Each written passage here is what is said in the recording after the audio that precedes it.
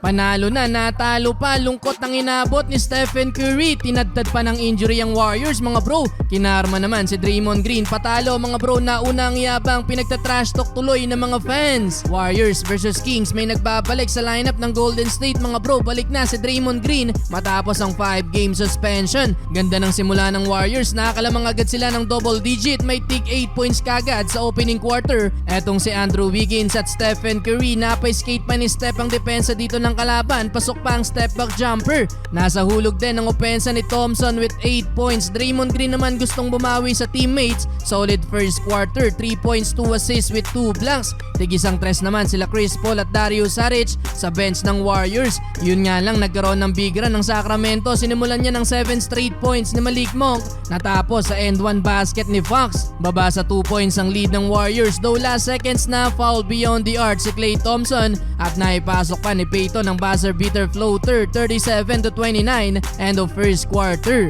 Second quarter, hindi magandang balita sa Warriors mga bro. Bumalik ng locker room si CP3, though ang good news naman, balik ulit sa double digit ang lamang ng Golden State. Well, kailangan nilang manalo by 12 points ngayong game mga bro para makapasok pa sa knockout round ng in-season. Tamang asar pa si Draymond Green sa bench ng Sacramento habang pinagbubu ng crowd, inangasan mga bro nang maipasok ang tres. Under 4 minutes mga bro, 20 na ang lamang ng Warriors. Takeover pa si Stephen Curry. Medyo awkward nga lang ang pagkakatutok ng cameraman kay Curry. 16 points for Steph sa halftime. Nagpahabol pa ng opensa sa dulo etong si Klay at Wiggins. Eto ang iniintay na tulong ng mga fans mga bro kay Steph. Consistent lang ang kailangan. 18 points para kay Wiggins, 17 kay Thompson. Solid pa dumepensa etong si GP2 mga bro. Lamang ng 17 points sa first 2 quarters ang Warriors, 72-55. Third quarter, hindi na makakabalik pa sa laro mga bro si Chris Paul dahil yan sa leg injury. Kontrolado pa din naman ng Warriors ang higit 12 points na lamang. Stephen Curry, another 3-pointer.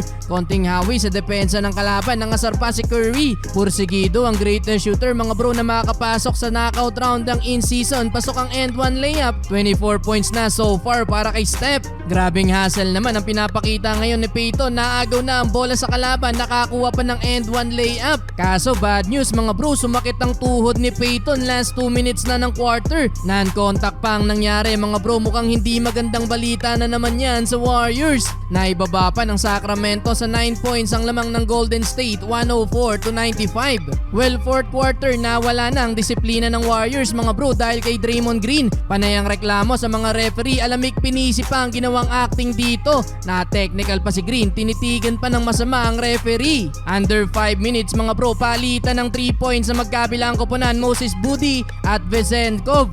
Under 3 minutes mga bro, clutch 3-pointer para kay Stephen Curry, 119-114. Yun nga lang mga bro, last 37 seconds, clutch 3 points mula kay Malik Monk. Na turnover pa ni Green ang bola. For the win pa ang tira ni Malik Monk mga bro. Sa dulo, talo pa ang Warriors. Na choke malala mga bro ang Warriors.